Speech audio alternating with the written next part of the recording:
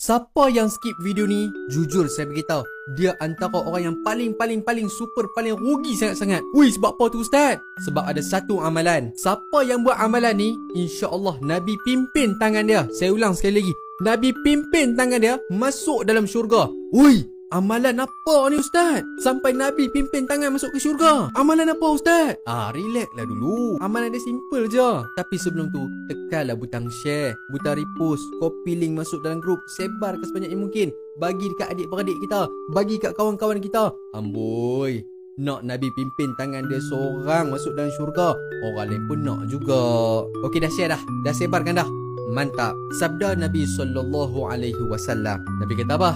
Barang siapa, tak kisah siapa-siapa, lelaki ke, perempuan ke, budak-budak ke, orang dewasa ke, tak kisah siapa, buat apa? Di waktu pagi, ucapkan di mulut. Ucap apa? Okey, ikut saya sama-sama.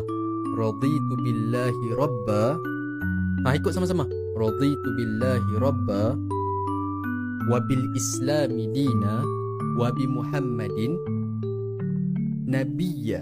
Takat tu je. Ya, takat tu je. Tapi sambungan hadis baginda Nabi SAW.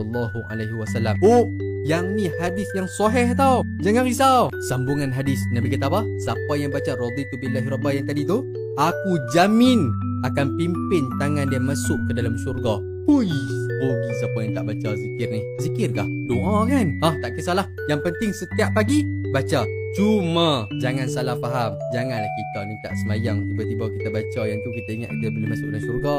Janganlah salah faham macam tu nah. Semayang tetap kena semayang, ikut perintah Allah, tinggal apa yang Allah Ta'ala larang, dan buat amalan yang saya bagi tahu ni. Tak apa, kita berubah slow-slow nah.